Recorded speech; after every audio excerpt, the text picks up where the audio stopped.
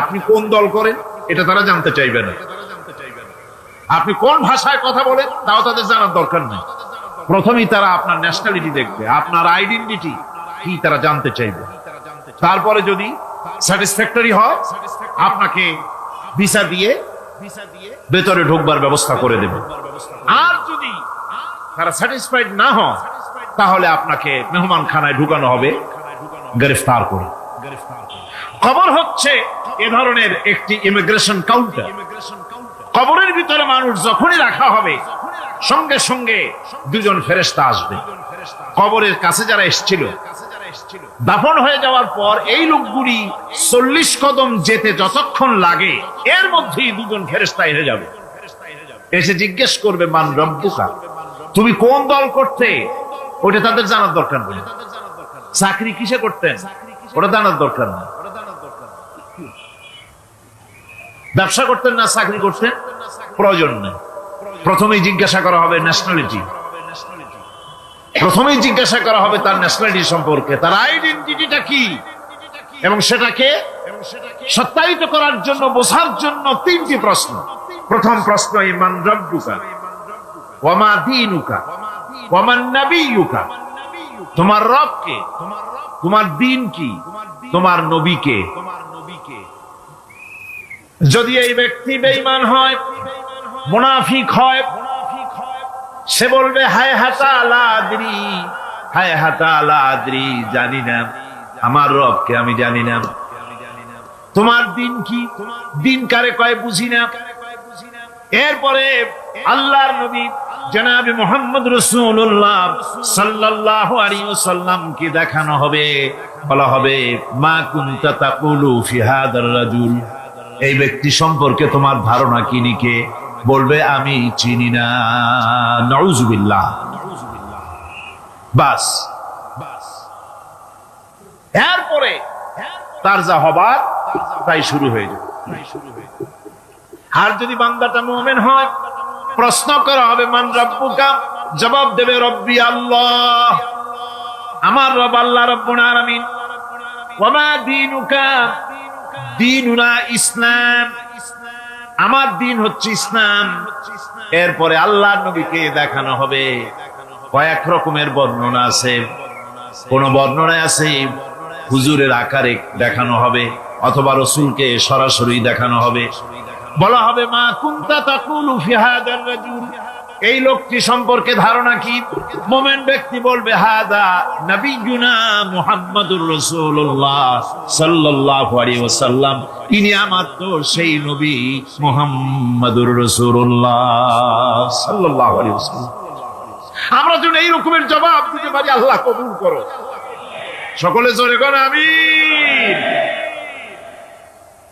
জবাব হয়ে যাওয়ার পর গায়ব থেকে আওয়াজ আসবে ফাফরিশু বিল জান্নাতি ওয়ালবিসু বিল জান্নাহ, ও আমার ফেরেশতারা আমার এই বান্দাকে জান্নাতের পোশাক পরাইয়া দাও আর কবরটাকে জান্নাতের বিছানা বিছাইয়া দাও।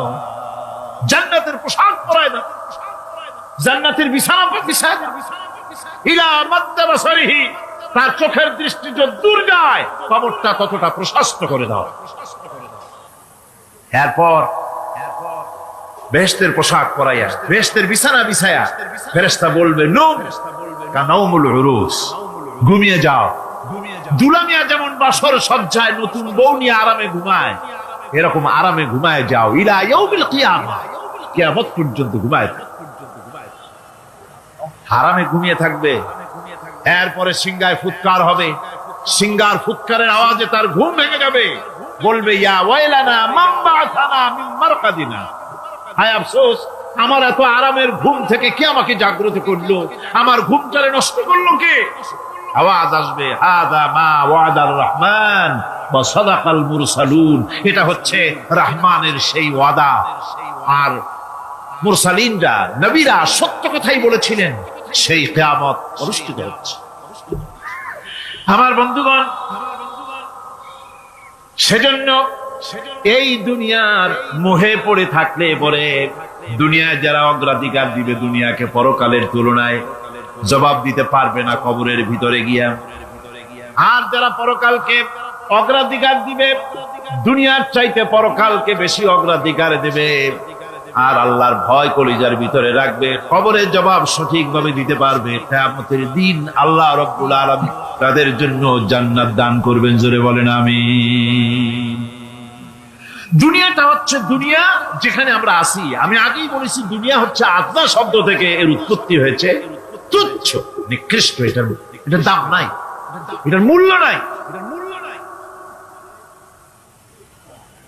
হযরত ইবনে কাইয়্যিম রাহিমাহুল্লাহ নওয়ারাল্লাহু মারকাদাহু ওয়া জাআলাল জান্নাতা মাথওয়াহু, হযরত ইবনে কাইয়্যিম তিনি বলছেন, সুন্দর করে বলছেন দুনিয়া সম্পর্কে, মা মাদা ফিদ দুনিয়া আহলামুন ওয়া মা বাকিয়া মিনহা আমানি ওয়াল ওয়াক্তু বাইনাহুমা দাইউন। মা মাদা ফিদ দুনিয়া আহলামুন, জীবনের যে অংশ ফেলে এসেছি সেটা আজ একটা স্বপ্ন। ওয়া মা বাকিয়া মিনহা আমানি, আর জীবনের যে অংশ সামনে বাকি আছে সেটা এখন একটা আকাঙ্ক্ষা। ওয়াল ওয়াক্তু বাইনাহুমা দাইউন, আর এর মাঝখান থেকে সময় সব চলে যাচ্ছে। কত বড় কথা চিন্তা করেছেন? জীবনের যে অংশ ফেলে এসেছি তা আজকে স্বপ্ন, তা কি বলেন? স্বপ্ন। আর সামনে যা আছে সেটা আকাঙ্ক্ষা, আর মাঝখান থেকে সময় সব চলে যাচ্ছে। এরপরে তিনি বলছেন, وَمَنْ يَسْحَبِ الدُّنْيَا يَكُنْ مِثْلَ قَابِضٍ عَلَى الْمَاءِ خَالَتْهُ فُرُوجُ الْأَصَابِعِ।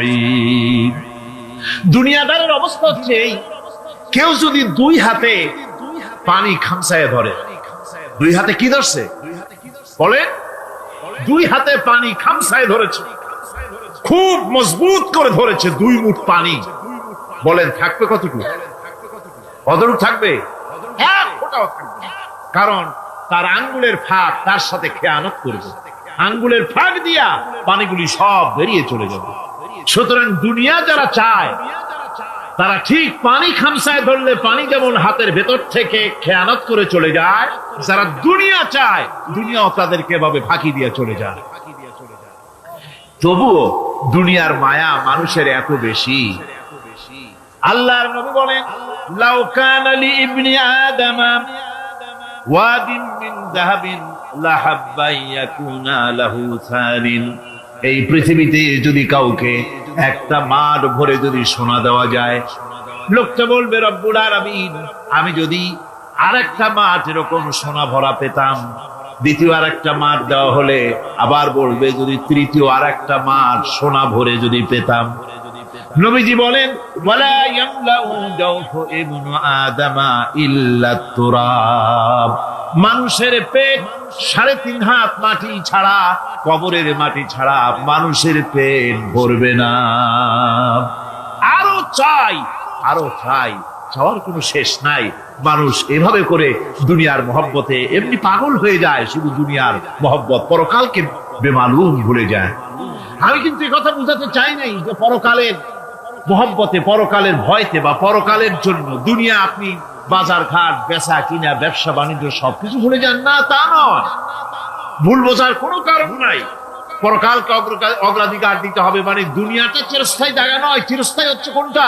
আখিরাত। চিন্তা এখন কোনটা? সুতরাং এখানে যা করতে হবে, আখিরাতের জবাবদিহিমূলক জীবনযাপন করতে হবে। আপনি ব্যবসা করবেন, ওজনে কম দিতে পারবেন না। আপনি খাদ্যে ভেজাল দিতে পারবেন না, চুরি করতে পারবেন না, ডাকাতি করতে পারবেন না, জেনা করতে পারবেন না, বদমাশি করতে পারবেন না, মদ খেতে পারবেন না, সন্ত্রাসী হতে পারবেন না, হাইজ্যাকার হতে পারবেন না, চাঁদাবাজ হতে পারবেন না, মুনাফাখোর হতে পারবেন না, আপনি চোরাকারবারি হতে পারবেন না, ঘুষখোর হতে পারবেন না, সুদখোর হতে পারবেন না। এই সব কাজ পরকালকে বিশ্বাস করলেই এ সমস্ত কাজ থেকে মানুষ বিরত থাকতে পারে। কথা ঠিক কিনা? এটাই হচ্ছে। সুতরাং এই পৃথিবী থাকবে না, এটা কি চিরকাল থাকবে না? এর একটা পরিসমাপ্তি ঘটবে। যেমন করে সারা বছর লেখাপড়া করার পর কলেজে, বিশ্ববিদ্যালয়, মাদ্রাসায়, হাই স্কুলে, সব জায়গায় সারা বছর লেখাপড়া করার পর যেমন পরীক্ষা দেওয়ার একটা দিন আসে, সারা বছর ব্যবসা করার পর হিসাব নিকাশ করার যেমন একটা সময় আসে,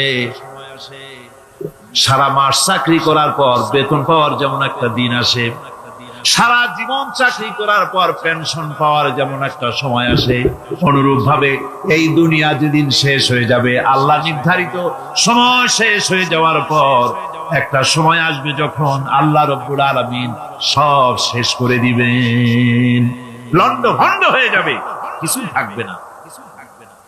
কোরআনে কারিমে আল্লাহ সব বলেছেন, কোরআনে সব আল্লাহ বলে দিয়েছেন।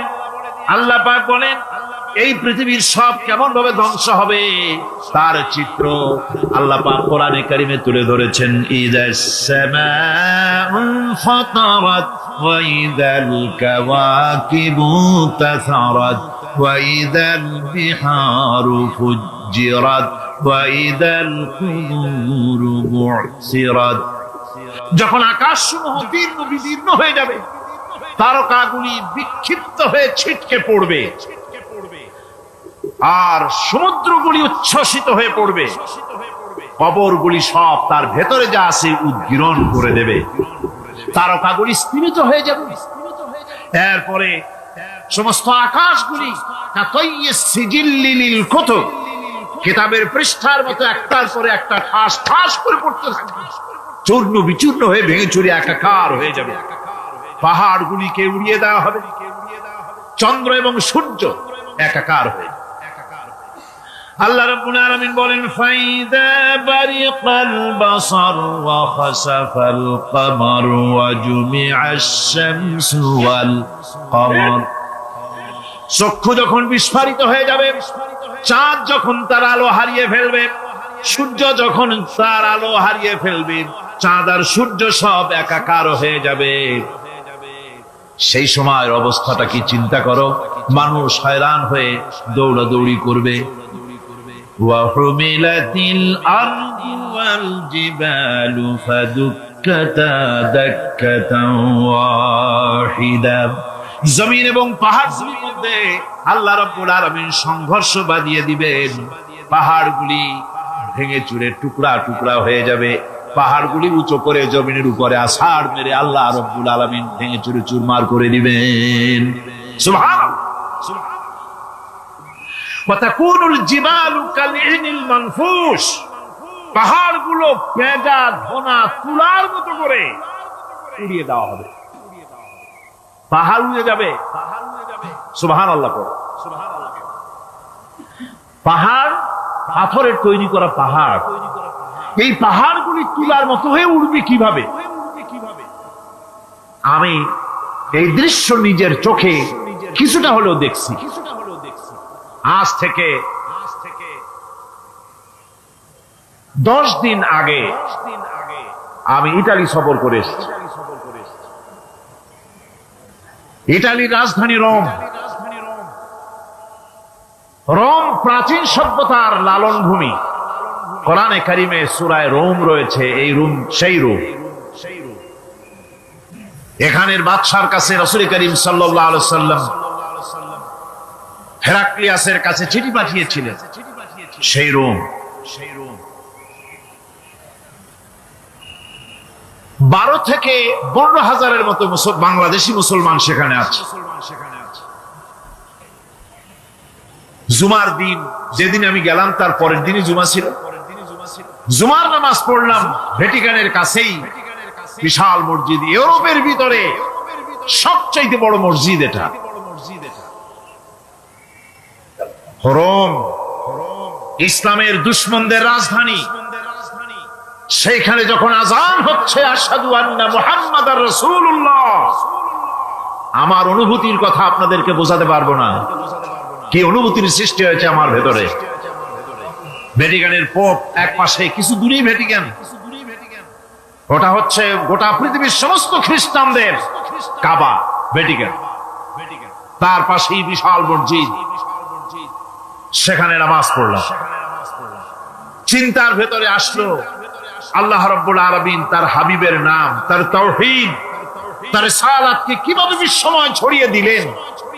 আবু জাহেল চাইছিল মুহাম্মদ সাল্লাল্লাহু আলাইহি ওয়াসাল্লামকে স্তব্ধ করে দেবে মক্কার জীবনেই, কত বদনাম, সাহের, কাহেন, কাযযাব, শায়ের, নাউযুবিল্লাহি মিন যালিক, কত গালাগালি করলো। আর আল্লাহ শোনালেন, হাবিব চিন্তার কোনো কারণ নাই, ওয়ারাফা'না লাকা যিকরাক, আমি আপনার প্রশংসা বিশ্বময় ছড়িয়ে দেব। সুবহানাল্লাহি ওয়া বিহামদিহি। রম প্রোগ্রাম শেষ করে আমাকে তারা নিয়ে গেল, যেটা আমি বলছি সবর কাহিনী শোনাবার সময়টা না, যেহেতু এর সঙ্গে প্রাসঙ্গিক সেজন্য বলছি। পাহাড় কেমনে তুলার মতো হয়ে উড়বে তার নজির দেখেছি। রোম শহর থেকে 300 মাইল দূরে, 300 কিলোমিটার দূরে নেপোলিয়ান বোনাপার্ট তার বাড়ি, এবং ওটা তার নামে একটা প্রভিন্স। ভূমধ্য সাগরের পারে ভিসুভিয়াস, পৃথিবীর সবচাইতে বড় আগ্নেয়গিরি, সেটা দেখাতে নিয়ে যাওয়া হলো আমাকে। যে পাহাড়টা পৃথিবীর মাটি থেকে তার চূড়া হচ্ছে 3 মাইল উঁচু, এর 2 মাইল গাড়িতে করে ঘুরে ঘুরে যাওয়া যায়, এরপর আর গাড়িতে যাওয়া যায় না, বাকিটুকুন যেতে হবে হেঁটে হেঁটে। পাহাড়ের উপরে অক্সিজেন কম, বেশ কষ্ট হচ্ছিল উঠতে। জীবনে প্রথম পাহাড়ে চড়েছি, জাবালে নূর, রাসূল করিম সাল্লাল্লাহু আলাইহি ওয়াসাল্লামের উপরে যেখানে ওহী হয়েছিল সর্বপ্রথম। পাহাড় চড়ার একটা অভিজ্ঞতা ওখান থেকে আমার কিছুটা হয়েছিল। খুব কষ্ট হলো বাকি 1 মাইল উঠতে। যখন ভিসুভিয়াসের একদম শীর্ষে চলে গেছি, সেখানে গিয়ে আমার সাথে 15-20 জন লোক ছিল। আমি নিজে আল্লাহু আকবার বলে আমার গলা থেকে আওয়াজ বেরিয়ে গেল। আমি দেখতে পেলাম ভিসুভিয়াসের শীর্ষে বিশাল গর্ত। আমার মনে হয় গর্তটা এই মাঠের 1/4 হবে, এই মাঠের 1/4 হবে গর্তটা। সেই গর্তটার গভীরতা হচ্ছে 1.5 কিলোমিটার।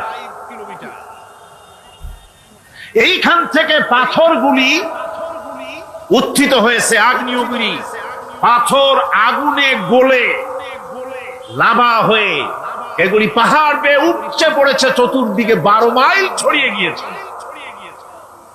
আমার মনে পড়লো ওয়াকুদুহান নাস ওয়াল হিজারা, জাহান্নামের আগুনের ইন্ধন হবে মানুষ আর পাথর। আমি সেখানে সেজদায় পড়ে গিয়া কান্নাম আর বললাম, আল্লাহ জাহান্নামের আগুন হারাম করে দিও আমাদের জন্য। পাথর কিভাবে গললো, গলে পাথরগুলি গলে পুড়ে চতুর্দিকে পড়েছে, আর ছিটকেছে, চতুর্দিকে ছিটকে পড়েছে। সেই পাথরগুলি ছিটকে ছিটকে যেগুলি পুড়ে পড়েছে, সেগুলিকে দূরে সাদা রঙের বলে মনে হয়, কোনোটা সাদা কোনোটা কালো, মনে হয় যেন তুলার মতো হয়ে পড়ে আছে চতুর্দিকে।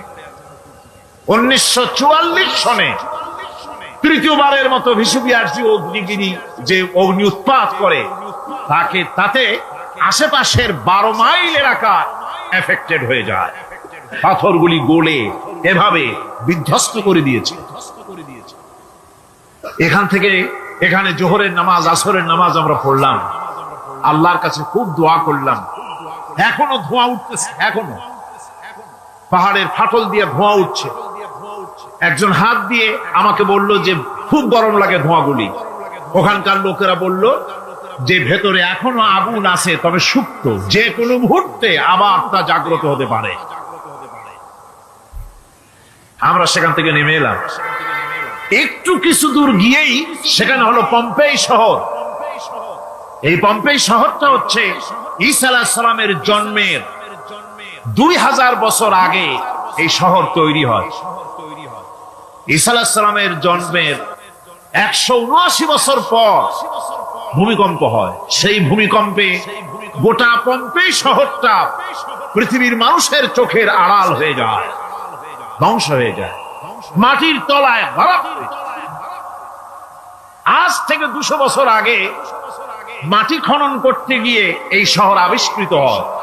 পুরা শহরটা খুঁড়ে তারা বের করেছে। 180 হেক্টর জমিনের উপরে এই বিশাল শহর। ঘুরে ঘুরে দেখলাম, গাড়ি চলে না সেখানে, পায়ে হেঁটে দেখতে হলো। প্রশস্ত রাস্তা। আজ থেকে 4000 বছর আগের মানুষেরা রাস্তা বানাতে জানতো পাথর দিয়ে, এবং রাস্তার দুধারে তাদের ছিল ফুটপাত, পানির ব্যবস্থা, নগরায়নের সব রকমের সুযোগ সুবিধা। তারপরে সেখানে বিচারালয়, এরপরে দোকানপাট, বাজার ঘাট, সবকিছুর ব্যবস্থা রয়েছে। বিশাল বিশাল পাথরগুলি দিয়ে পিলার তৈরি করা। ভাবলাম এই পিলারগুলি, এই পাথরগুলি তারা কিভাবে ক্রেন ছাড়া এত উপরে উঠালো কি করে, আমার মাথায় আসলো না। পাথর কেটে কেটে সুন্দর সুন্দর অঙ্কন শিল্প তারা করেছে। এরপরে ঘুরতে ঘুরতে বাদশার রাজার বাড়িতে গিয়ে ঢুকলাম। সেখানে গিয়ে দেখলাম উলঙ্গ এত মূর্তি পাথরের তৈরি করা, পাথর কেটে কেটে দেওয়ালে যৌন যৌন মিলনের এমন কোন অশ্লীল ছবি নাই যা তারা সেখানে তৈরি করেন। উলঙ্গ মূর্তি আর উলঙ্গ যৌন মিলনের অসংখ্য ছবি দিয়ে এই এলাকা ভরা। তখন আমি বুঝলাম আল্লাহর গজব হওয়ার কারণটা কি, এই শহরটা মাটির নিচে হরক হয়ে যাওয়ার কারণটা কি।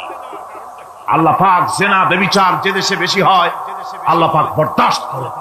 দুশ্চরিত্র যে দেশের মানুষ দুশ্চরিত্র হয়ে যায়, জেনা ব্যভিচার বেশি হতে থাকে, আল্লাহ হরক করে দেন, গজব দেন। এই গজব এক এক সময় এক এক রকমের হয়ে আসে।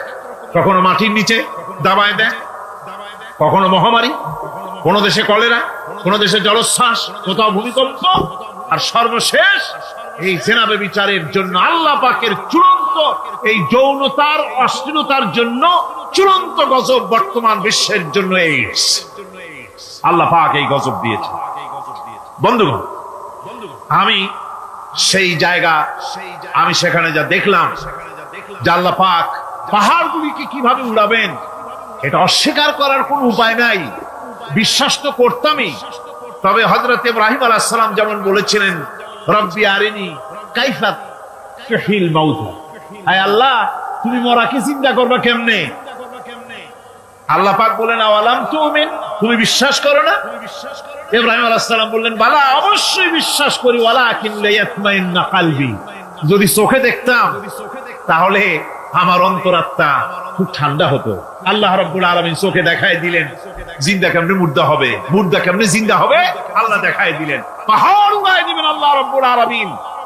একথা কলিজার মধ্যে এটার উপর ঈমান বিশ্বাস, কিন্তু আল্লাহ চোখে দেখাইছেন, ঈমান আরো মজবুত হয়েছে, যা ছিল আরো মজবুত হয়েছে। সুবহানাল্লাহ। আল্লাহর ভয়তে কলিজা কেঁদেছে। আমি পাহাড়ের উপরে কেঁদেছি, যার যার হয়ে কেঁদেছি।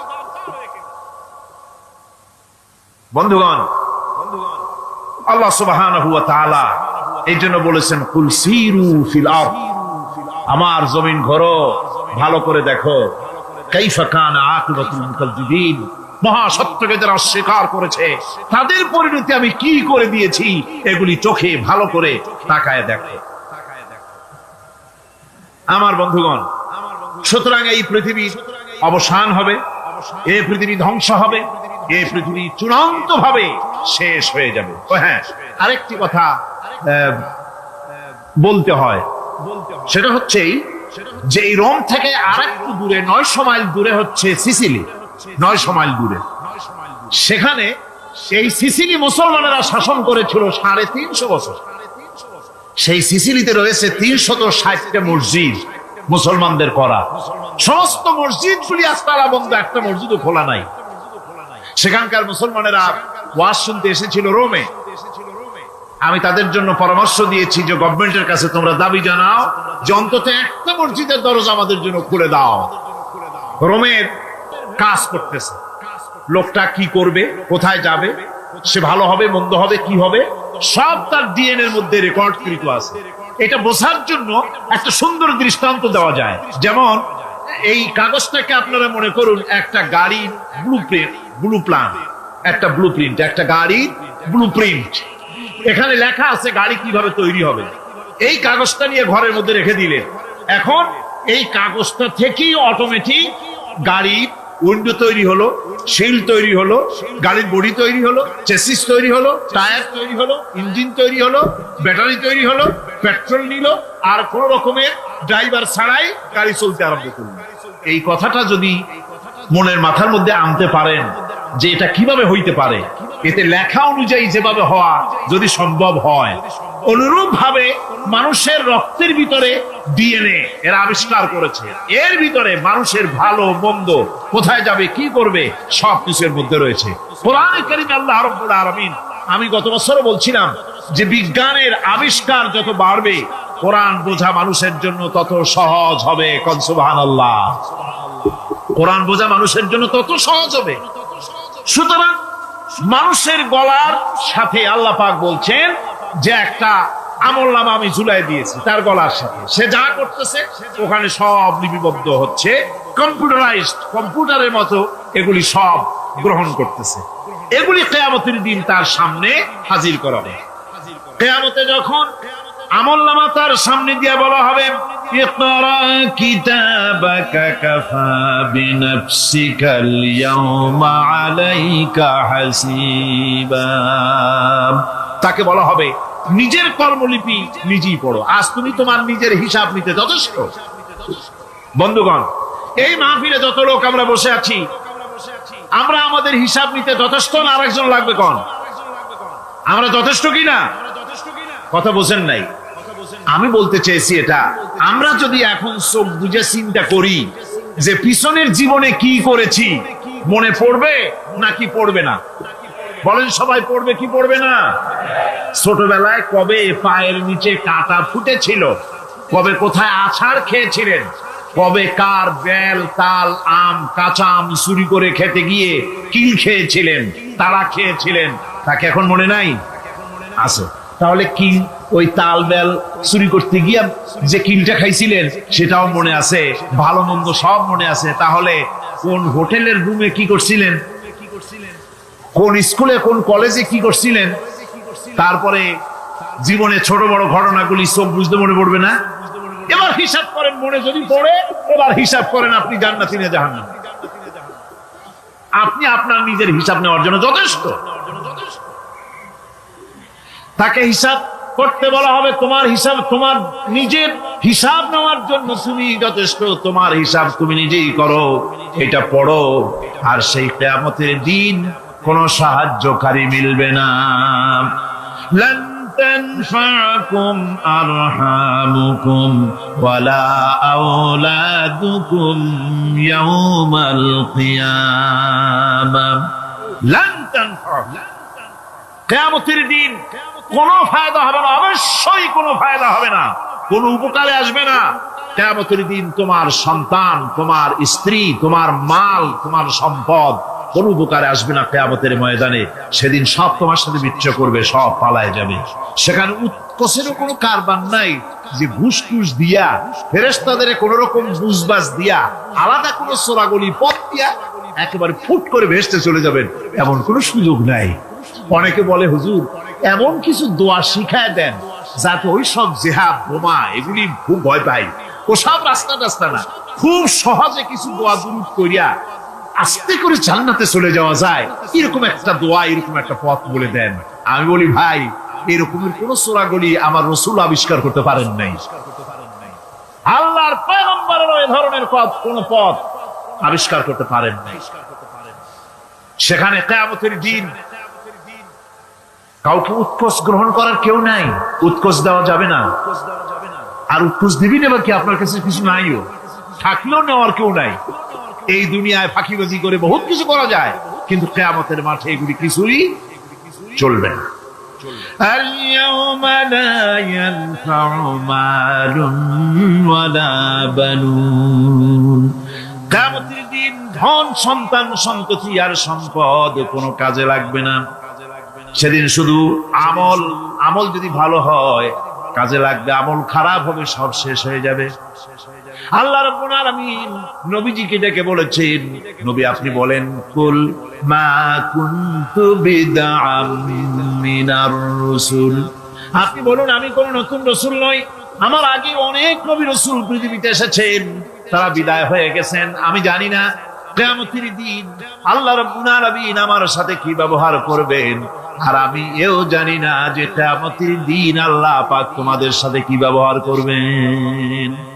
এই আয়াত নাযিল হওয়ার পর আল্লাহর হাবিব তার মেয়েকে ডাকলেন, জামাইকে ডাকলেন, নাতিদেরকে ডাকলেন, আহলে বাইতদেরকে ডাকলেন আর বললেন, ও আমার মেয়ে কলিজার টুকরা ফাতেমা গো, শোনো, কেবলমাত্র আয়াত নাজিল হয়ে গেল, আল্লাহ পাক আমাকে শুনাইছেন কিয়ামতের দিন আমি জানি না আমার সঙ্গে কি ব্যবহার করা হবে, আর এও জানি না যে তোমাদের সাথে কি ব্যবহার করা হবে।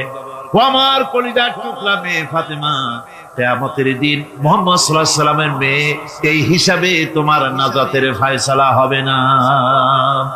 ও আমার কলিজার টুকরা নাতি হাসান আর হোসেন, কিয়ামতের দিন মুহাম্মদ সাল্লাল্লাহু আলাইহি সাল্লামের নাতি হিসাবে ফয়সালা হবে না। ও আমার জামাই হযরতে আলী, কিয়ামতের দিন আমার জামাই হিসাবে নাজাতের ফয়সালা হবে না। আমল যদি ভালো হয় ফয়সালা ভালো হবে, জান্নাতে চলে যাবে। আমল যদি খারাপ হয় কার নাতি কার জামাই দেখা হবে না। সুবহানাল্লাহ, কঠিন কিয়ামতের মাঠ। এই পরকালের বিশ্বাস যদি কলিজার মধ্যে ঢোকে মানুষ ভালো হয়ে যাবে। কোন সুবহানাল্লাহ। আপনাদের দৃষ্টিতে পারবে, কথার জবাব যে দিলেন না। পুলিশে কি মানুষের চরিত্র ভালো বানাইতে পারবে? পুলিশের চরিত্র ভালো বানাবে কেনা, সেটাই তো কথা। মানুষের চরিত্র যাতে ভালো থাকে, মানুষের জন্য খারাপ কাম না করে সেজন্য পুলিশ, পুলিশ যাতে খারাপ কাম না করে সেজন্য আরো একটা ডিপার্টমেন্ট আছে না, তারা যাতে খারাপ কাজ না করে সেজন্য আর একটা আছে।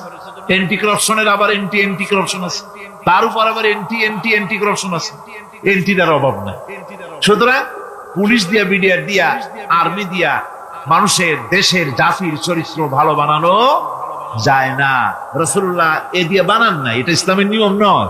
পুলিশ দিয়া, আর্মি দিয়া দেশের মানুষের চরিত্র ভালো বানানো যায় না। চরিত্র ভালো বানানো যায় কেবলমাত্র পরকালের ভয় দিয়া। কি কিসের ভয় দিয়া? ওই যে মক্কার জীবনে ওই সমস্ত মানুষগুলি যারা চুরি করত, ডাকাতি করত, জিনা করত, বদমাশি করত, যারা শয়তানি করত, যারা মানুষকে খুন করত, এই মানুষগুলি এত ভালো হয়ে গেল, যারা চুরি ছেড়ে দিল, ডাকাতি ছেড়ে দিল, জিনা ব্যভিচার ছেড়ে দিল, এত ভালো হয়ে গেল, পৃথিবীর মধ্যে সেরা মানুষ তারা হয়ে গেলেন। জোরে বলেন সুবহানাল্লাহ। নবীর সাহাবীরা পৃথিবীর শ্রেষ্ঠ সন্তান, নবীর সাহাবীরা পৃথিবীর সেরা মানুষ, তাদের চাইতে সেরা মানুষ নবীদের পরে আর কেউ হতে পারে না। জোরে কোন সুবহানাল্লাহ। নবীর পরে পৃথিবীতে শ্রেষ্ঠ মানুষ কারা? সাহাবায়ে কেরাম রিদওয়ানুল্লাহি তাআলা আলাইহিম আজমাইন। ওনারা তো কুফরের মধ্যে ছিলেন, শিরকের মধ্যে ছিলেন, চুরি, ডাকাতি, জিনা, ব্যভিচার এমন কোন পাপ নাই যা করা হয়নি। তারপরে যখন আল্লাহর নবীর কাছ থেকে তাওহীদ, রিসালাত ও আখিরাতের দাওয়াত পেলেন, কি সোনার মানুষ এক একজন হয়ে গেলেন। সুবহানাল্লাহ। যারা ছিলেন নারীর সতীত্বের জম, তারা হয়ে গেলেন নারীর সতীত্বের পাহারাদার। যারা মানুষের মাল চুরি করত, ডাকাতি করত, তারা রাতভর মানুষের মালের পাহারা দিল, মানুষের রক্তের পাহারা দিল। সুবহানাল্লাহ বিহামদি। রক্ত সম্পদের পাহারা দিল। রাসূল বললেন, খায়রুল কুরুনে কারনি, সর্বশ্রেষ্ঠ যুগ তো আমার যুগ। বন্ধুগণ, এরপরে একটা জীবন আসবে ওই কিয়ামতের ময়দানে। এই পরকালের বিশ্বাসটা গুরুত্বপূর্ণ ব্যাপার। আমাদের সব কিছুর হিসাব দেওয়া লাগবে। আল্লাহ পাক বলেন, ইন্নাস সামআ ওয়াল বাসারা ওয়াল ফুআদা কুল্লু উলাইকা আনহু মাসউলা। নিঃসন্দেহে মানুষের শ্রবণ শক্তি, দর্শন শক্তি এবং তার অন্তঃকরণের কল্পনা সম্পর্কে আল্লাহ রাব্বুল আলামিনের কাছে জিজ্ঞাসিত হতে হবে। কান দিয়া কি করেছিলা, চোখ দিয়া কি করেছিলা, মুখ দিয়া কি করেছিলে, হাত দিয়ে কি করেছিলে, সবকিছুর জবাব আল্লাহ রাব্বুল আলামিনের কাছে দিতে হবে। সবটার জবাব দিতে হবে, কোনো কিছু বাদ যাবে না। এমনকি মনের ভিতরে যে কল্পনা আমরা করি, এই কল্পনার হিসাবও আল্লাহর দরবারে দিতে হবে। কোরআনে কারীম বলছেন, ওয়া ইন তুবদু মা ফি আনফুসিকুম আও তুখফুহু ইউহাসিবুকুম বিহিল্লাহ। মনের ভিতরে তুমি যেটা কল্পনা করো, সেটা প্রকাশ করো অথবা তুমি গোপন রাখো, যাই তুমি করো না কেন আল্লাহ রাব্বুল আলামিন এর হিসাবও তোমার কাছে নেবেন। ফায়াগফিরু লিমান ইয়াশাউ ওয়া ইউআযযিবু মান ইয়াশাউ ওয়াল্লাহু আলা কুল্লি শাইইন কাদির। মহান আল্লাহ পাক বলেন, করার পর তোমার মনের ভিতরে কি কল্পনা করেছিলে ওইটার হিসাব আমি নেব। হিসাব নেওয়ার পর যারে খুশি ক্ষমা করে দেব, যাকে খুশি শাস্তি প্রদান করব। সবকিছুর উপরে আল্লাহ রাব্বুল আলামিন শক্তিমান, সব তিনি করতে পারেন, সমস্ত কুদরত রয়েছে তার। সুতরাং মানুষদেরকে, আল্লাহর বান্দাদেরকে বিশ্বাস করতে হবে যে আমার কোনো কথা বাদ যাবে না, কথাগুলি রেকর্ড হচ্ছে, কথা রেকর্ড হচ্ছে। আমি যে ওয়াজ করতেছি এই কথাগুলি রেকর্ড হচ্ছে নাকি হচ্ছে না? অনেক টেপ রেকর্ডার রেকর্ড হচ্ছে, অডিও ভিডিও হচ্ছে। আজ থেকে 50 বছর পর যদি এই রেকর্ড বাজানো হয়, আমাকে যদি বলা হয় যে আপনি অমুক জায়গায় অমুক কথা বলেছেন, আমি যদি বলি না আমি কথা বলি নাই, তারপরে যদি রেকর্ড বাজানো হয় তাহলে আমি কথা যে বলি নাই যদি বলি তাহলে এটা ধরা পড়বে না, সেখানে ধরা পড়বে না। তাহলে এই মানুষের কথা প্লাস্টিকের ফিতায় রেকর্ড করে 50 বছর 100 বছর 200 বছর 500 বছর যদি প্লাস্টিকের ফিতায় এটাকে চলচ্চিত্র করে অথবা টেপ রেকর্ডারে করে যদি ধরে রাখা যায়, এই বুদ্ধিটা কে দিলেন কন্ত দেখি? সবাই কন্যা বুদ্ধিটা দিলেন কে? যে আল্লাহ রাব্বুল আলামিন মানুষের মাথায় বুদ্ধি দিলেন, যার দ্বারা সে মানুষের কথাবার্তা অ্যাক্টিভিটি সব ধরে রাখতে পারে। সে আল্লাহ রাব্বুল আলামিন বুঝি আপনার আমার কথা এবং আপনার আমার অ্যাক্টিভিটিস কে তিনি বুঝি ধরে রাখতে পারবেন না কিয়ামত পর্যন্ত? পারবেন কিনা? সেজন্য রাব্বুল আলামিন বলেন, মা ইয়ালফিযু মিন কাওলিন ইল্লা লাদাইহি রাকীবুন আতীদ। সমস্ত কথা রেকর্ড হচ্ছে, সুবহানাল্লাহ কোন জোরে। সমস্ত কথা রেকর্ড হচ্ছে, একটা কথাও বাদ যাবে না।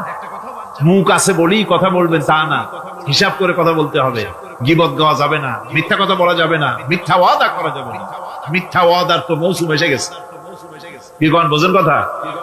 হ্যাঁ, মিথ্যা ওয়াদা মৌসুম এসে গেছে। এখন মৌসুমে বাহার, মিথ্যা বলার।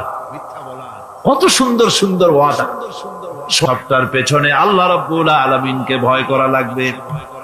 মহান আল্লাহ রাব্বুল আলামিন বলে, বান্দারে তোমার সমস্ত কার্যাবলী এমনকি তোমার চাহনিটা পর্যন্ত কার দিকে কি নিয়তে তাকায়ছো কেউ জানে না, আমি আল্লাহ রাব্বুল আলামিন জানি। وَيَعْلَمُ خَائِنَةَ الْأَعْيُنِ وَمَا تُخْفِي الصُّدُورُ। তোমার অন্তঃকরণ কি জিনিস গোপন করে আর তোমার চক্ষু কি লুকোচুরি খেলে আমি টের পাই। সুবহানাল্লাহ বিহামদি।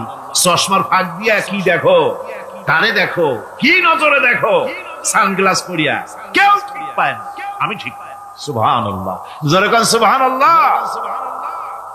সুতরাং চোখের নজরের হিসাব হবে, হাতের কাজের হিসাব হবে, পায়ের চলার হিসাব হবে, আপনার বলার হিসাব হবে, মুখে যা বলেছেন যা করেছেন, হাত পাও দিয়ে যা করেছেন সবকিছুর হিসাব হবে কিয়ামতের দিন। আল্লাহর দরবারে সবকিছু উপস্থিত হবে, কোন জিনিস বাদ পড়বে না।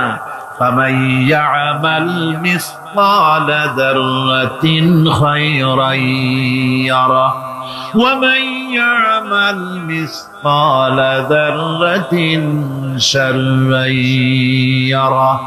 ছোট্ট একটা ভালো কাজ যদি করো তাও হাজির করা হবে সামান্যতম ভালো কাজও তোমার বাদ পড়বে না।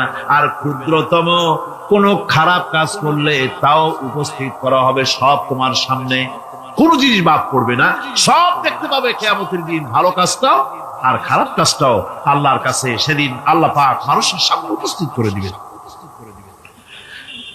আল্লাহ পাক বলছেন, সেদিন এই জমিন তার ভিতরে যা লুক্কায়িত ছিল জমিন সব বের করে দেবে। কান্নাহুম জারাদুম মুনতাশির, টিড্ডি ফড়িংগুলি পোকাগুলি মাটির থেকে যেমন বেরোয়, এ মাটির ভিতরে যা আছে কিয়ামতের দিন সব মাটি বের করে দেবে। ইযা যুলজিলাতিল আরদু জিলজালাহা ওয়া আখরাজাতিল আরদু আসকালাহা ওয়া ক্বালাল ইনসানু মা লাহা। এ জমিনকে ঝাঁকি মারা হবে প্রবল এক ঝাঁকুনি, প্রবল এক ঝাঁকুনিতে এই পৃথিবীর মধ্যে যা কিছু আছে সব বেরিয়ে যাবে।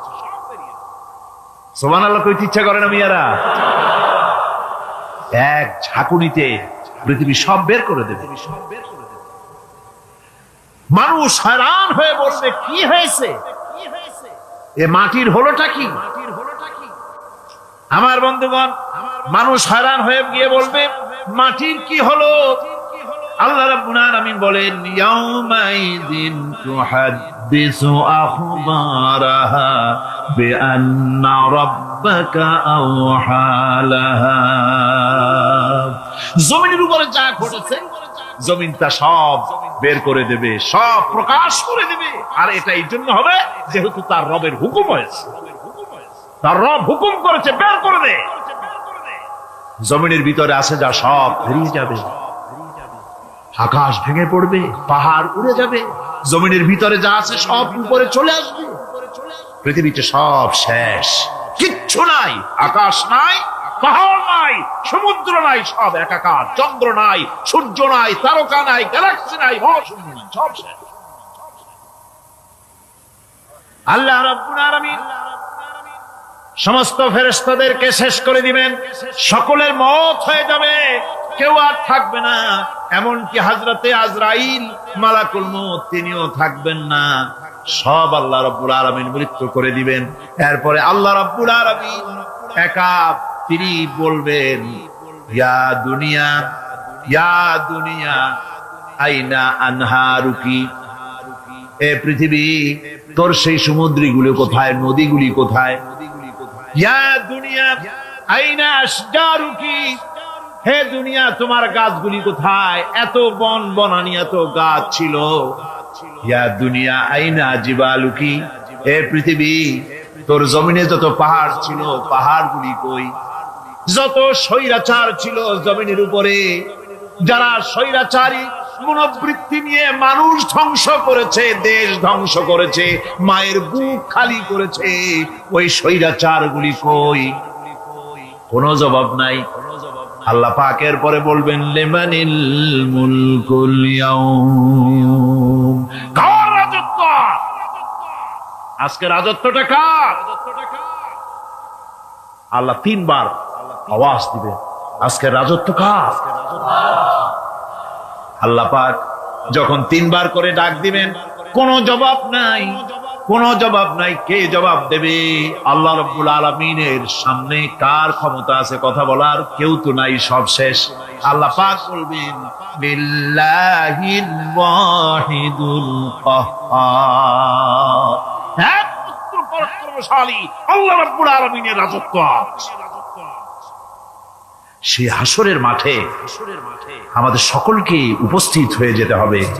কেউ আমরা এখান থেকে বাঁচতে পারবো না, সবাইকে। অপরাধীরা সেখানে অসহায় হয়ে যাবে, অপরাধীরা অসহায় হয়ে যাবে। আল্লাহ পাক বলেন ফাইযা জাআতিস সাখাতু ইয়াওমা ইয়াফিরুল মারউ মিন আখিহি ওয়া উম্মিহি ওয়া আবিহি ওয়া সাহিবাতিহি ওয়া বানিহি, অবশেষে যখন কান ফাটানো আওয়াজ আসবে, এই আওয়াজ সেদিন মানুষ নিজের মা বাপ ভাই বোন সব থেকে বিচ্ছিন্ন হয়ে যাবে, সব একের থেকে আরেকজন পালায় যাবে, হারায় যাবে, কেউ কাউকে আর খুঁজে পাবে। সেদিন ওই কিয়ামতের মাঠে বিভীষিকাময় দৃশ্য, মানুষ হয়রান হয়ে যাবে।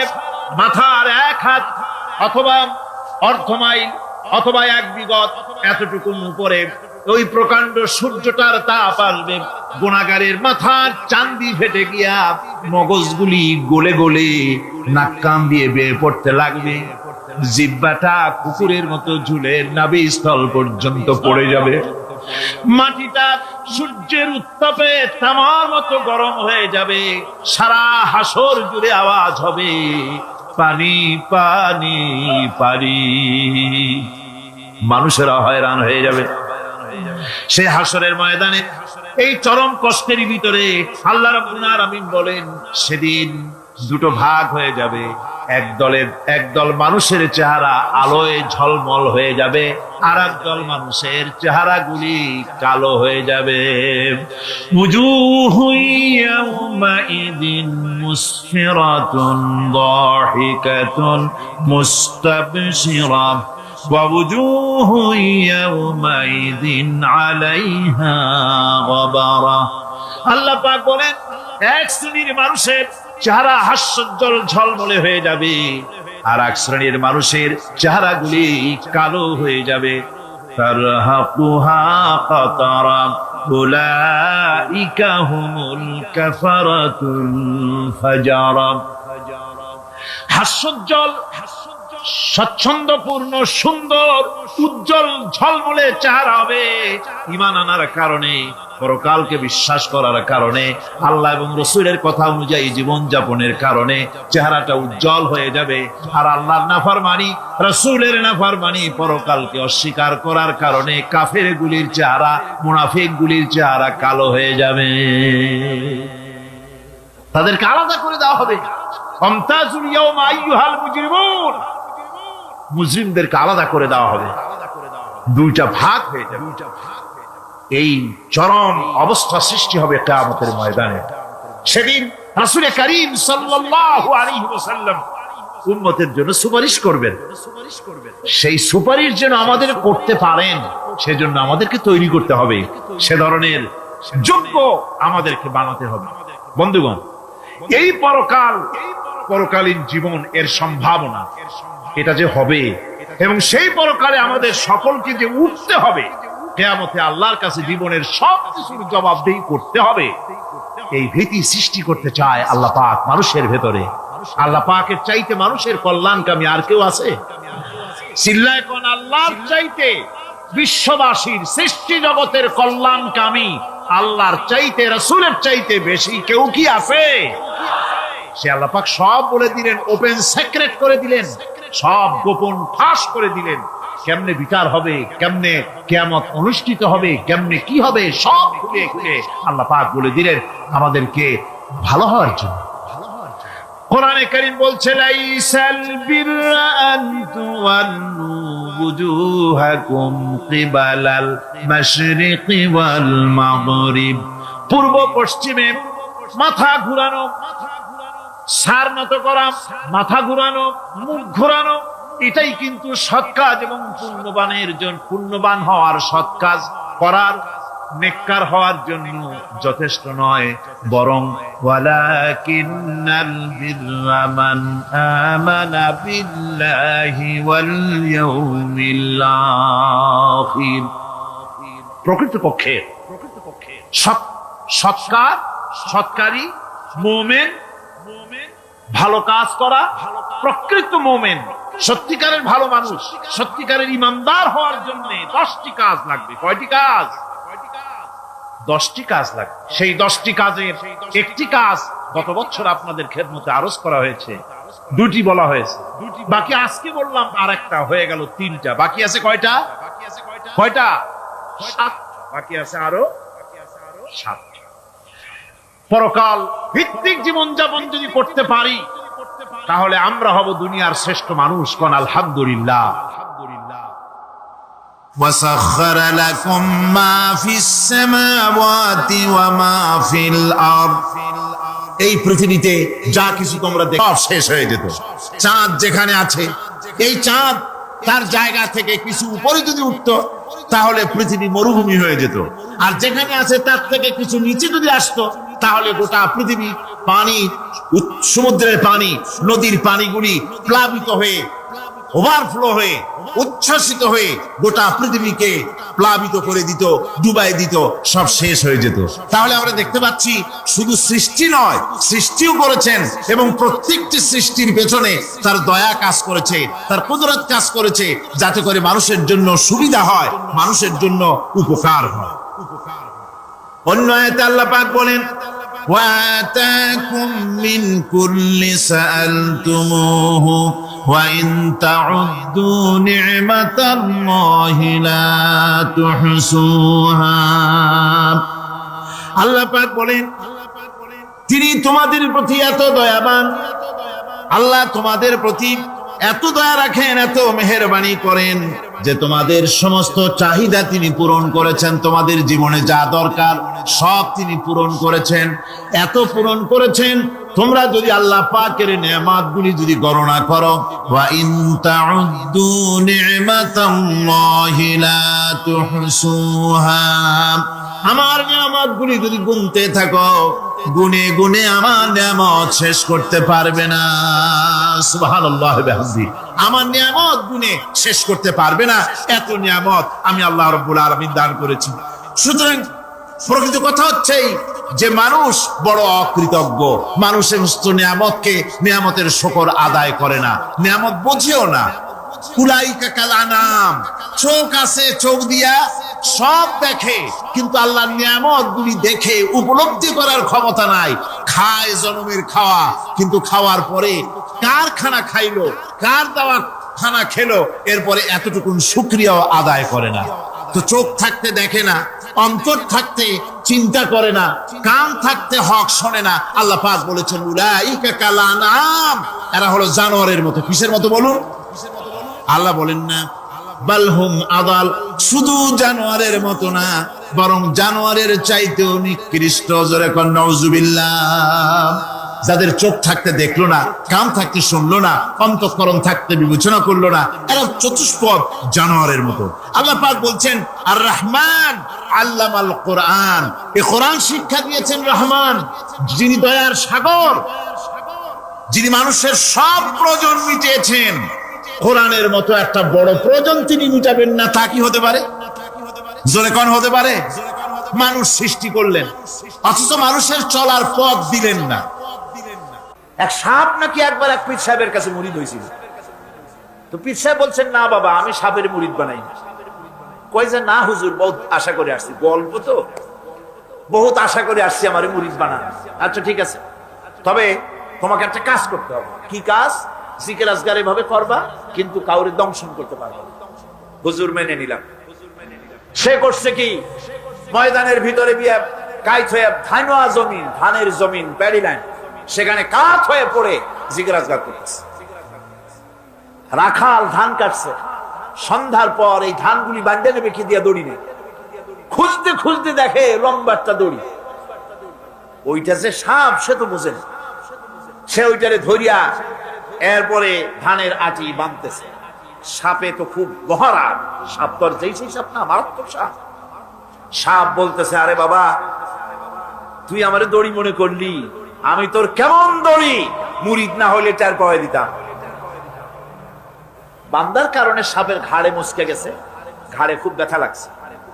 বাড়ি নিয়ে যখন দড়িটারে ফালাই দিছে, মাথা কোন রকম কাজ করিয়া বহু কষ্ট করে পীর সাহেবের বাড়ি গিয়ে হাজির। বলছে, হুজুর কি যে জিকির শিখাইলেন, আমার তো ঘাড় মুচকে গেছে।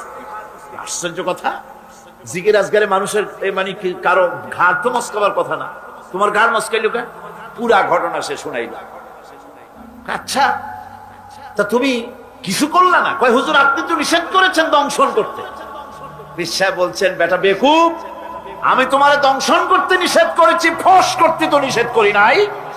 যখন তোমারে দড়ি মনে করিয়া হাত গায়ে হাত দিছিল, শুধু ফস করে উঠতে 3 লাখ দিয়া বর্ডার পার হয়ে দিল্লি চলে যেত। তুমি ফস করে উঠলা না কেন?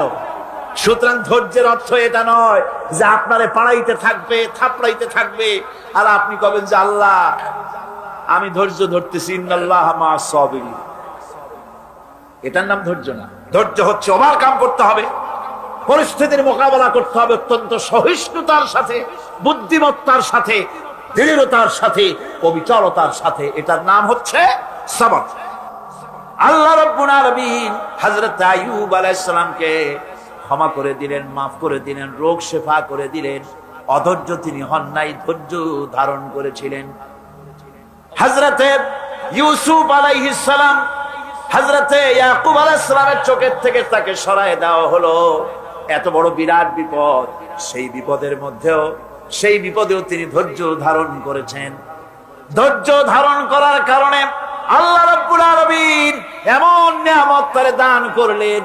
আল্লাহ পাক হযরত ইউসুফ আলাইহিস সালামকে বাঁচায় রাখলেন। শুধু বাঁচান নাই, প্রেসিডেন্ট বানায় দিলেন। আর তার জামা নিয়ে যখন আসতেছিলেন, কোথায় মিশর, কোথায় কেনান, হযরতে ইয়াকুব আলাইহিস সালাম বলেছেন, আমি যেন আমার নাকের ভিতরে ইউসুফের ঘ্রাণ পেতেছি। হযরতে ইউসুফ আলাইহিস সালাম তিনিও কি বিরাট ধৈর্যের পরিচয় দিলেন, কোরআন সাক্ষী। সামনে তার সেই 11 ভাই যারা তাকে ফেলে দিয়েছিল গর্তের ভিতরে। হযরতে ইউসুফ আলাইহিস সালাম ইচ্ছে করলে তুই 11 জনকে মারিয়ে ফেলাই দিতে পারতেন, ঠিক কি না? কিন্তু তা তিনি করেন নাই। 11 ভাইকে তিনি চিনেছেন, সাহায্য করেছেন। আর ওই 11 ভাই সম্পর্কে হযরত ইউসুফ আলাইহিস সালাম বললেন, লা তাসরিবা আলাইকুমুল ইয়াউম, তোমাদের বিরুদ্ধে আমার আজকে কোনো বিদ্বেষ নাই, আমি তোমাদেরকে মাফ করে দিলাম। সুবহানাল্লাহ, সুবহানাল্লাহ। রাসূল করিম সাল্লাল্লাহু আলাইহি ওয়াসাল্লাম এই ধৈর্যের পরিচয় দিয়েছে। কত মার তাকে দিয়েছে তায়েফের ময়দান। যারা তায়েফে গেছেন তারা দেখেছেন, সরু রাস্তা, দুই দিকে পাহাড়, এই দুই দিক থেকে যুবকেরা পাথর নিক্ষেপ করছে, আর তিনি পড়ে যাচ্ছেন। আবার কাফেরেরা জবরদস্তি করে হাঁটাচ্ছে, আবার পাথর মারতেছে, আবার বেহুশ হচ্ছেন। 3 বার বেহুশ হয়ে পড়েছিল। ফেরেশতা বলেছে, হে আল্লাহর নবী, আমাদেরকে অনুমতি দেন, আমাদেরকে হুকুম করে দেন, আমরা এই পাহাড় গুলি দিয়া চাপা দিয়া কাফের গুলিকে শেষ করে দেই।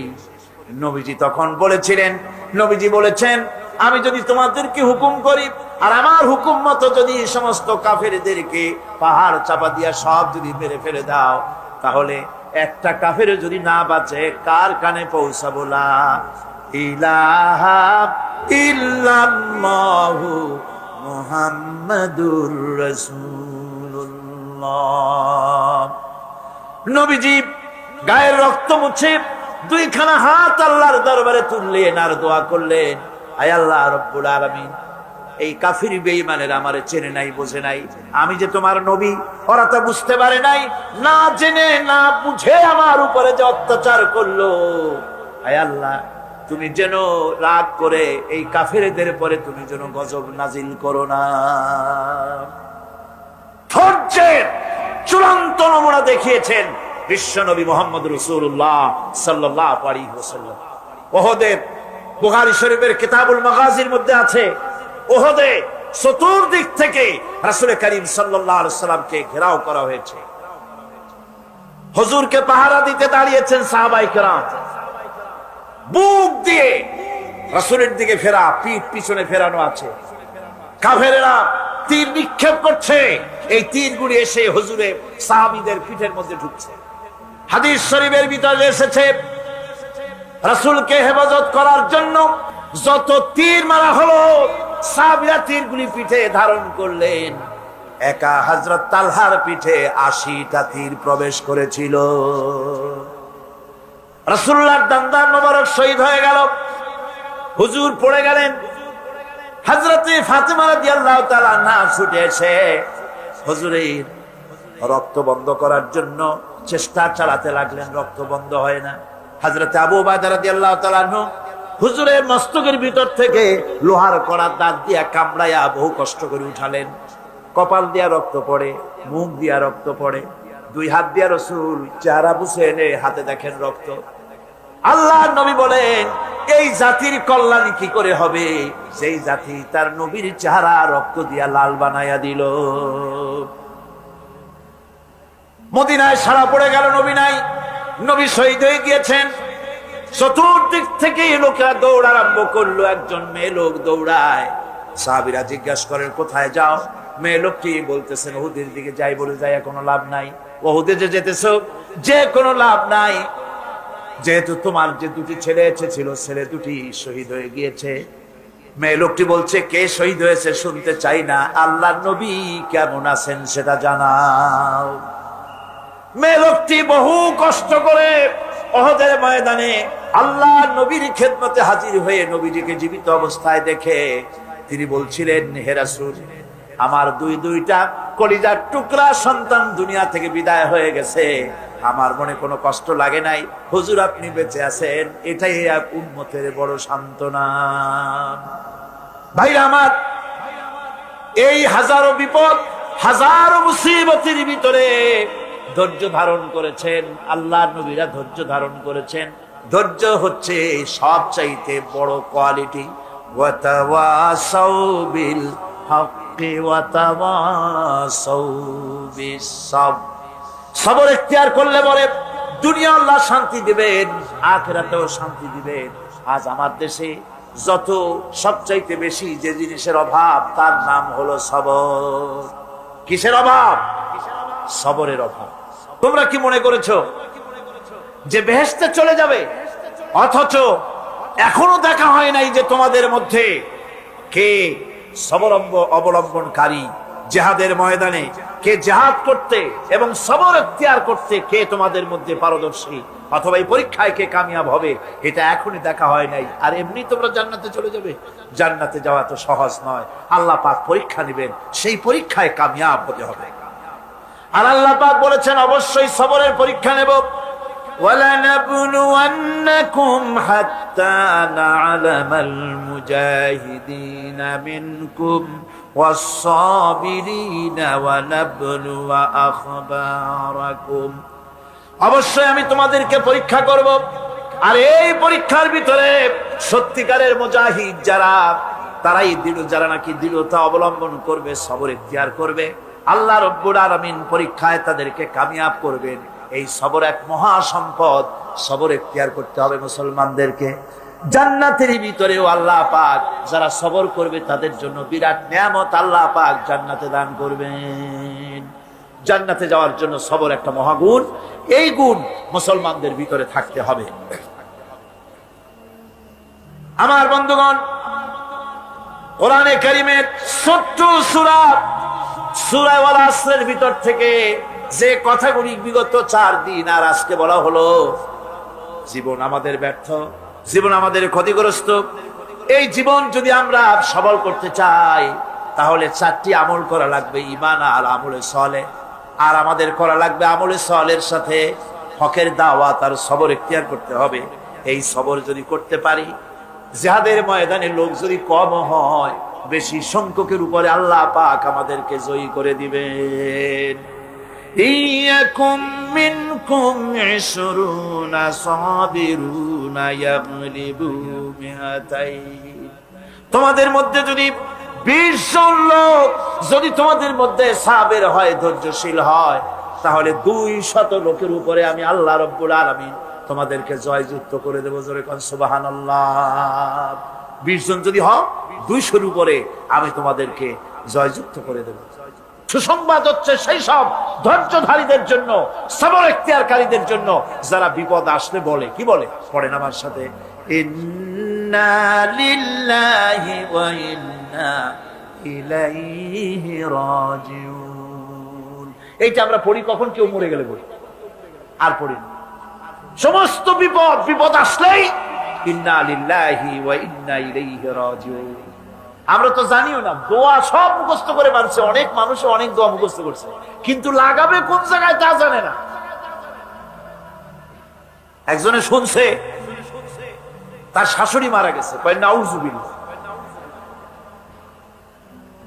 আবার আরেকজনে বলছে, শুনছো বলে কি? বলে তোমার ছেলে তো মেট্রিকে ফার্স্ট হয়েছে, কয় ইন্না লিল্লাহ।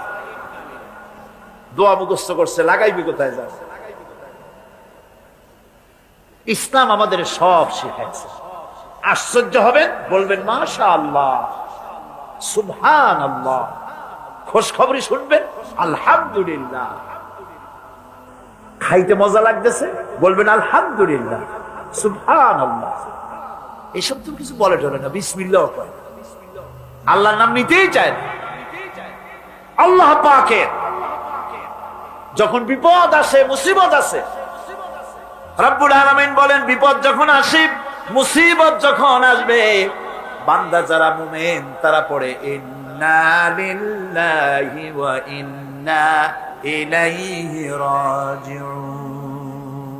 নিশ্চয়ই আমরা আল্লাহর জন্য এবং আমাদের সকলকেই আল্লাহর কাছে ফিরে যেতে হবে, এই কথাটা মুমিনদেরকে বলতে হবে। ঘুমের দোয়া আছে, রাসূলুল্লাহ ঘুমাবার সময় দোয়া পড়তেন, নামাজের পরে দোয়া পড়তেন। কত দোয়া যে হুজুর করেছেন।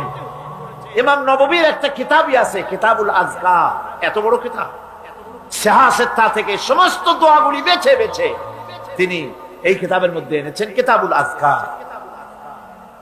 এই কিতাবুল বান্দাটাকে বের করে নিয়ে আসো। বান্দাটাকে যখন বের করে নিয়ে আসা হবে, আল্লাহ রাব্বুল আলামিন জিজ্ঞাসা করবেন, বান্দা জাহান্নামকে তুমি তোমার আবাসস্থল হিসেবে কেমন পেয়েছো? আল্লাহর বান্দা চোখের পানি ছেড়ে দিয়ে কাঁদবে আর বলবে, আল্লাহ ইন্নাহা সাআত মুস্তাকাররান ওয়া মুকামা।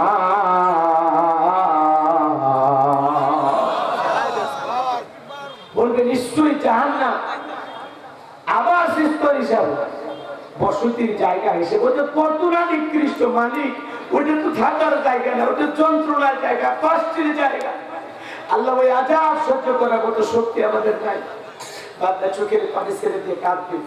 আল্লাহ শোনার পরে বলবে, বান্দা যাও, তুমি জাহান্নামে চলে যাও। জিবরাইলকে বলবে, যা জাহান্নামে দিয়ে আস। আল্লাহ বান্দা বলবে, আল্লাহ এত কষ্ট করে, এত শাস্তি পাওয়ার পর একবার যখন তুমি জাহান্নাম থেকে বের করেছো মালিক, আর তুমি জাহান্নামে দিও না, তুমি দয়া করে আমার জান্নাতে দাও। আল্লাহ তার বান্দাকে মাফ করে দিন। জান্নাতের সামনে একটা পুকুর আছে, ওই পুকুরে জাহান্নামী বান্দা গোসল করবে, আর তার চেহারা রূপের চাইতেও সুন্দর হবে। সুবহানাল্লাহ, রূপার চাইতেও সুন্দর হবে। সেই সুন্দর মানুষটাকে আল্লাহ তখন মাফ করে জান্নাতের ভিতরে প্রবেশ করাবে। সুবহানাল্লাহ। তাহলে জাহান্নামে থাকা মানুষ সে বলতেছে কি, ইন্নাহা সাআত মুস্তাকাররান ওয়া মুকামা, নিশ্চয়ই আশ্রয়স্থল হিসেবে, আবাসস্থল হিসেবে, বসতির জায়গা হিসেবে জাহান্নাম কত না নিকৃষ্ট, কত না নিকৃষ্ট। ইন্না জাহান্নামা কানাত মিরসাদা লিত্তাগিনা মাআবা লাবিসিনা ফিহা ওয়াবা। নিশ্চয়ই জাহান্নাম ওর ভেতরে রয়েছে আল্লাহর অবাধ্য বান্দাদের ধরার জন্য। এখানে তারা যুগের পর যুগ বসবাস করবে। এই জাহান্নামে যারা একবার পড়ে যাবে, ফুলসিরাতের কিনারায় জাহান্নাম পেতে রয়েছে, একবার যারা জাহান্নামে পড়ে যাবে, জাহান্নামের আযাব যন্ত্রণা সহ্য করতে করতে করতে করতে চোখের পানি ছেড়ে দিয়ে কাঁদবে আর বলবে, আল্লাহ আর তো পারি না, আর তো পারি না, ও আল্লাহ আর তো পারি না, খাদ্য দাও। জাহান্নামীদের খাবার হবে কাঁটাযুক্ত ফল, ওই ফলটা খাওয়া মাত্র জাহান্নামীর গলার মাঝামাঝি আটকে যাবে। চোখের পানি ছেড়ে দিয়ে কাঁদবে, হাজারি করবে আর বলবে, আল্লাহ এ কেমন ফল খাওয়াইতে দিলে, গলার মাঝামাঝি আটকে গেছে, ভিতরে যায় না, বাইরে আসে না। জাহান্নামী কেঁদে বলবে, আল্লাহ পানি দাও, পানি দাও। আমার আল্লাহ বলেন, লা ইয়াযুকুনা ফিহা বারদান ওয়ালা শারাবা, তাদেরকে মিনারেল ওয়াটার দেওয়া হবে না, ঠান্ডা ফ্রিজের পানি দেওয়া হবে না, এমন কোন পানি দেওয়া হবে না সেই পানিকে জাহান্নামী তার তৃষ্ণা মিটাইতে পারে। ইল্লা হামিমা ওয়া গাসসাকা, ইল্লা হামিমা ওয়া গাসসাকা। আল্লাহ বলেন এমন উত্তপ্ত ফুটান্ত গরম পানি দেওয়া হবে যা পুষ ব্যতীত কিছুই নয়। ওই পানিটা পান করা মাত্রই জাহান্নামীদের নারী ভুঁড়িগুলো গলে গলে পায়খানা রাস্তা দিয়ে বের হবে। আর এক বর্ণনায় পাওয়া যায়, ওই পানি পান করার মাত্রই জাহান্নামীদের শরীরের গোশত চর্বি রক্তগুলো খসে খসে পড়বে। জোরে বল নাউজুবিল্লাহ, জোরে বলে নাউজুবিল্লাহ। হে বাজার গো, আমার জাহান্নামের শাস্তি বড় কঠিন। এই জন্য আল্লাহর কাছে বলতে হবে, আল্লাহ আসমান জমিনের মালিক আল্লাহ, আমাদেরকে এমন দুইটা চোখ দাও, এমন দুইটা চোখ দাও সেই দুইটা চোখ জাহান্নামের আগুনের ভয়ে কাঁদবে। আমাদেরকে এমন দুইটা চোখ দাও, সেই দুইটা চোখ তোমার ভয়ে চোখের পানি ছেড়ে দিয়ে কাঁদবে। আল্লাহ দাও না আমাদের এমন দুইটা চোখ, যেই দুইটা চোখ দিয়ে আমি জাহান্নামের আগুনের ভয়ে কাঁদবো। এখানে কত মানুষ আছে 30-40 বছর ধরে ইবাদত করে, ওই হাত তুলে কি বলতে পারবে না, হুজুর 10টা রাত আমি 1 লাখ আর জাহান্নামের আগুন থেকে বাঁচার জন্য কেঁদেছি। 10 রাত হাত তুলে বলেন তো, আছেন এমন কেউ? আছে নাই?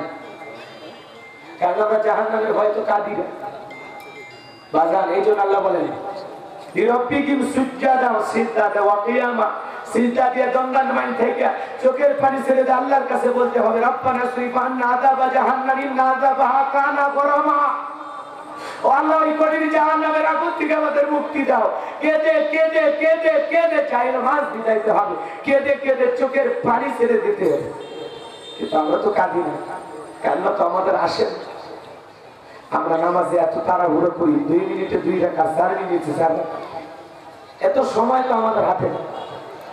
বাজার যারা গভীর রাতে সিজদা দিয়ে চোখের পানি ছেড়ে দিয়ে কাঁদে, বিশ্বাস করে জিবরাইল এসে বলে, নবী, যে ব্যক্তি আল্লাহর ভয়ে 2 ফোঁটা চোখের পানি ছেড়ে দিয়ে কাঁদবে, আল্লাহ পাক ওই 2 ফোঁটা চোখের পানির এত পাওয়া জাহান্নামের আগুনকে নিভায় দেবে। সুবহানাল্লাহ। কষ্ট হচ্ছে আপনাদের? তাহলে রহমানের বান্দাদের 4 নাম্বার গুণ বলে আমি বলতেছি, তারা চোখের পানি ছেড়ে দিয়ে জাহান্নামের আগুন থেকে মুক্তি চাইবে কার কাছে? আরো জোরে বলেন, কার কাছে? জাহান্নামের আগুনের ভয় কাঁদার দরকার নাই। এই বাজার, এই যে লঞ্চে আগুন লাগে মানুষ মারা গেল, এই সামান্য আগুনের তাপ, এই আগুনের চাইতে জাহান্নামের আগুনের স্পিরিট আরো 70 গুণ বেশি। হাজার হাজার বছর জ্বালায়া রাখছে আল্লাহ। জাহান্নাম তো আপনাকে আমাকে ডাকতেছে, হাহুতাশ করতেছে। এ বাজান বামা, এই দুনিয়ার সামান্য লঞ্চে আগুন লেগেছে, স্বামী স্ত্রীকে ফেলায়, স্ত্রী স্বামীকে ফেলায়, মা বাবাকে ফেলায়, বাবা সন্তানকে ফেলায়, যে যার নিজের জানকে বাঁচানোর জন্য নদীতে লাফ দিয়েছে। আর বলেছে এমন উত্তপ্ত, এমন গরম হয়ে গেছে জাহাজ, বা বলতে পারবো না, বা ইউনিটে